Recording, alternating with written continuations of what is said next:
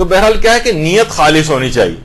تو ابھی ہم مسائل فقہ میں یہ چیز بیان کر رہے تھے کہ نیت بالکل خالص ہو, کوئی دنیاوی نیت نہ ہو, اور کوشش کیا یقیناً اس بات کو یقینی بنانا چاہیے کہ مال حلال سے تبرک ہونا چاہیے, مال حرام سے تبرک نہیں ہونا چاہیے. جو ہمارے گزرے ہیں عالم شیخ محمد حسین آل کاشف الغطا, یہ فرماتے تھے جملہ واقعتاً یہ بہت اہم ہے جملہ ان کا, کہ واجبات و حرام میں فاعل اور زمان و مکان کے اعتبار سے شدت ہوتی. یعنی ایک گناہ ایک عام شخص انجام دے, لیکن وہی گناہ کرنے والا کوئی عالم دین ہو, اس کی شدت زیادہ ہوگی.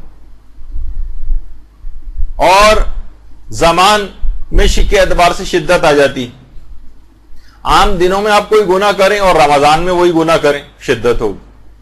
عام رات میں کوئی گناہ کریں اور معاذ اللہ شب قدر میں وہی گناہ کریں, شدت آ جائے گی. اسی طریقے سے مکان کے اعتبار سے شدت ہوتی. ہم گھر میں بیٹھ کر ایک گناہ کریں, لیکن وہی گناہ مثلا مسجد یا امام بارگاہ میں کریں.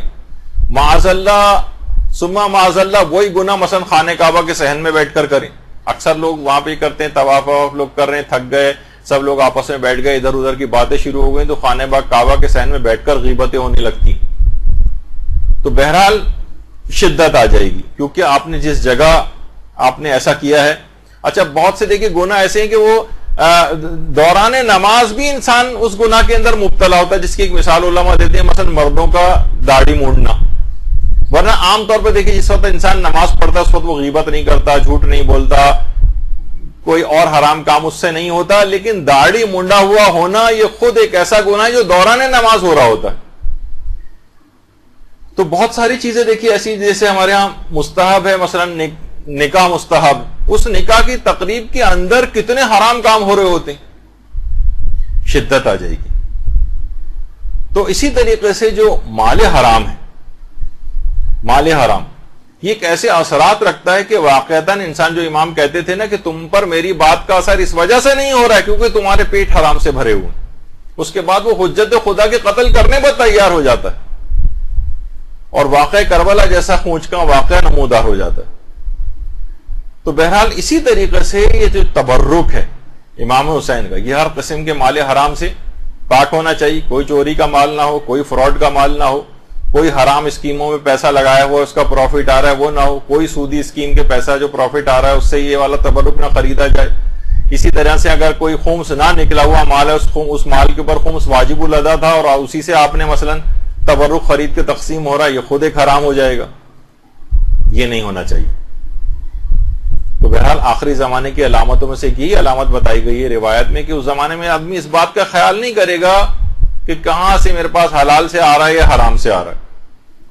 یہ ایک بڑی ایک عالمیہ ہے کہ اچھا بعض اوقات یہ ہوتا ہے, دیکھیے اس میں یہ بھی فقہی مسئلہ بتا دیا جائے کہ مثلا ہم کسی کے گھر یا مجلس سے اعضاء کے اندر گئے اور ہمیں معلوم ہے کہ جو مجلس اعضاء برپا کر رہا ہے اس کی اکثر آمدنی جو ہے نا حرام پر مشتمل ہوتی, یہ مثلا رشوتیں لیتا ہے یا اس کا فلاں حرام چیز کا بزنس ہے.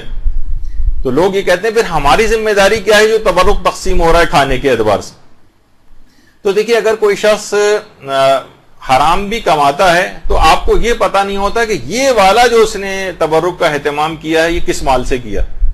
ہمیں 100% یہ بات پتا نہیں ہوتی, تو حالت شک میں ویسے بھی اس کو کھانے کی اجازت جب تک یقین نہ ہو.